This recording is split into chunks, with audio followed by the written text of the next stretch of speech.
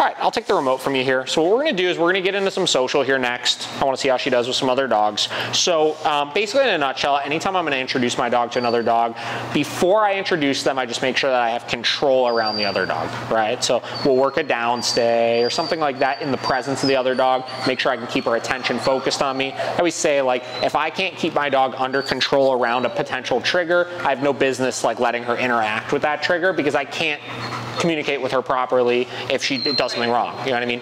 So we've checked that box. She could hold her downstay. She's staying focused on you guys right now. So now we can go ahead and do the introduction. Introduction is really straightforward. We kind of just let it happen and we supervise it. That's it. You don't want to try to hold them back or restraint or leash or this or that. It just makes it worse, right? So we'll start with a nice easy dog here. Yeah, we got all sorts of different temperaments and stuff. So only rule right now when we do this is just ignore the other dogs. If they come up to you, just don't pay them any mind and don't pay her any mind or anything. So. But we'll correct her if she tries to stand up. Or you have her. Oh, she's not in a down right now. She's free. She just chose. Yeah, she chose to lay back down. Okay. So, come on, bud.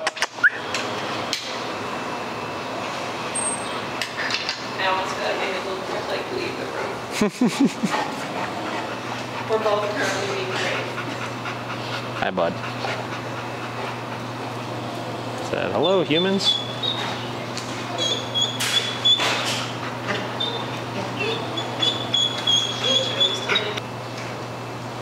He's like, I don't know what to do with you. He's like really young. He's like, I don't even think he's a year old yet. Oh, wow. Yeah, so he's just a giant puppy. Yeah, I think so too. Own struggles around like how I feel. Yeah.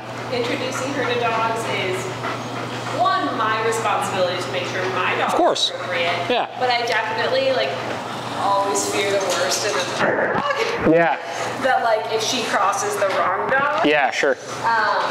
But I guess that's just like how that is a part of owning dogs. Yeah. You know what I mean? And it's like one of those things where like, sure, you could play the game of just like never socializing her ever and avoiding the problem. And I'm not saying, I have plenty of clients that do that. You know what I mean? And it's fine. We're choosing to do it. Yeah, it's fine. I'm working through it too. And I also don't want you to hit a point where you're just like so loosey-goosey with everything that you don't pay attention to those things. You know what I mean? And setting her up to fail. It's all about finding that happy medium and that balance between the two where you don't overdo it, right? But you give her an outlet, you know, you let her have some fun here and there. Yeah. So. We want that for her, sure. Like truthfully, like I don't socialize my dogs that much because my brain goes to worst case scenario with those types of things too. You know what I mean? So, you know, they interact with each other and every now and then we'll have like a friend that comes over or, you know, I bring them here to socialize or something. Right. But honestly, they probably meet new dogs outside of them maybe once a month, you know, like it's really not very often. It's part of their lives. Yeah.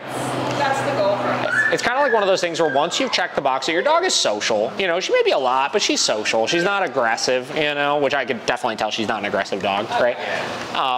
Once you've checked that box, you're kind of just doing maintenance socialization more than anything. Right, like this is still part of your life. Yes, like we're never gonna just stop doing it, you know? It's just, you know, every now and then you meet a new dog. I mean, I would say that what she did there is what Mally Sue does to her. Yeah. Oh, yeah. Like it's a thing dogs do. Yes. I have no problem with it. You know what I mean? Like when it comes to like dogs displaying signs that they're uncomfortable, I don't have any issue with that. I think it's a very normal thing. You know what I mean? You were asking about proximity to you guys. Every now and then, yeah, it could affect things obviously, which is why one of our big rules is when we're socializing our dog with new dogs, there's no attention giving, right? You'll never see me pet another dog while I'm socializing dogs, right? Because all that does is if she is feeling trapped next to you right now, if she's mentally feeling like she's restrained there, which is why she would show, you know, growling or things like that as opposed to moving away. All it's doing is reinforcing that in her mind. Yeah. You know? I mean, I think we got on it pretty quick, but once you know it's there, it's, at least for us, it was more management than anything else, you know? Resource guarding is a tricky behavioral issue because it really is, in my opinion, like a genetic miswiring, you know? Like I don't think dogs are, like there are some breeds that are more prone to it obviously, but when you look at like true like serious resource guarding in dogs, they display it when they're like 8 weeks old. It's ridiculous, you know? And it's like something like flicks in their brain. So yeah, you could make it way, way, way better, but yeah, it never really goes away. Yeah, it's always good. Made us made both of us nervous, right? Yeah. And then like with the other dogs around, both my parents' dog and my sister's don't have issues like that. So it's fine, it's fine. Sure. Like, let's not make them think it's not fine. Like, I'm still not going to feed them next to each other. You're 100% correct. I just know better now. You know, and it's one of those things where, listen, you could go your whole life not having any issues, you know, and get away with things like that and stuff like that. But in a lot of cases, like, we get the phone call from the person 6 years down the road who did all of those things and fed all the dogs together and gave toys to all of them all the time. And then one day something happened and it's like, where did it come from, right? It's like, well, like, why now? Yeah. Because you took away all the toys, yeah, the triggers, yep. And Allie's parents came to visit and they had other dogs that would like accidentally bring a rawhide in first. Sure. And find the rawhide. Yeah. So I'm glad it's not an issue and we have a little bit more wiggle room for like, things we don't realize. Yeah. Because it's not a thing she tries to do. But yeah. Yeah. I feel like with once you know better, you do better. Yeah, for sure. This is the key, is like, you know, just supervised, nice and controlled, right? Like, and just not getting too comfortable too quick with stuff. But she's not giving me any huge signs of concern, so. I know we don't necessarily have control over whether she's ever going to like enjoy being around other dogs. Sure. But, like, she used to live with a dog. Yeah. And they played, and I know she liked that. So there's a part of me that's like, I would love for her to have, of course, find a dog that she could play with. Yep. Like fulfill her a thing that I can't do for her. Yeah. Yeah, and they always can improve. You know what I mean? So my least social dog I have is probably my Malinois, who like his whole life, he just didn't really care for other dogs. He wasn't aggressive, you know, it wasn't like he was out attacking other dogs or anything like that, but he would get really uncomfortable if they'd get in his space. He'd kind of growl, this, that, you know. And even with my personal dogs, each time I got a new dog, it took a while before he really warmed up to them, you know.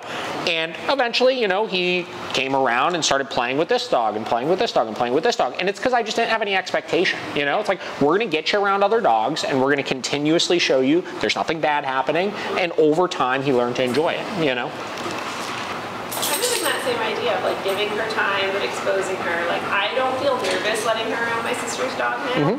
But I still wonder like the best way to do it, right? Because like we get to her, it's just like with dogs that you trust, we just like get there and go in the backyard and like take the leash off before they're near each other, or yeah. So let's say I'm going to go there to socialize her, right? First off, you need to separate in your mind: are you going there to like hang out with your sister, or are you going there to socialize the dogs? Right. If you're going there to socialize the dogs, short and sweet. Go there, put them together for an hour and a half, something like that. Exactly like what we're doing right now. Let them in the room, let them off leash, let them do their thing, supervise it, right? And then whenever you end it, separate the dogs and just end on a good note. When she comes to me, should I walk away or stay where I am? If she's glued up against you, you could walk away. Okay. But if she just comes over to you for a second, you don't have to worry about it too much. What the whole face thing? Dogs in each other's faces. I don't mind it. You don't mind it? Okay. When you try to micromanage that stuff too much, you stop the natural process, you know? I would say these dogs know way more than we do about this kind of stuff and what each dog needs way more than we do. And even that right there, like a lot of people get really concerned about those types of things. And understandably so, she's a big dog, you know? So like if she really wanted to, it could be problematic, but nothing she's showing is like aggression, you know what I mean? It's her communicating boundaries. And that could have been like playful. Well, on her part, I don't know. You can tell she's a little concerned, right? Yeah. But she's just communicating boundaries. So she does it and then she sniffs the butt. Yes. Dogs can't like have a conversation like we can, obviously. You know what I mean? So it's like that. All they know is, you know, we like this or we don't like this.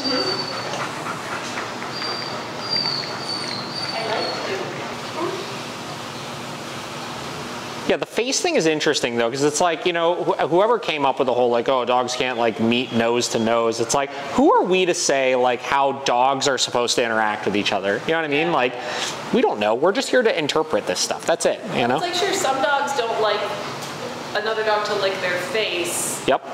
But that dog also might be okay with it with a different, like, we all dislike certain things in certain contexts. Yes. So, that's fair, I guess. we've over the years, like, we've done a lot of socialization work, and we've had a lot of like really, really massive breakthroughs with dogs that like otherwise like were like deemed like just can't be around other dogs.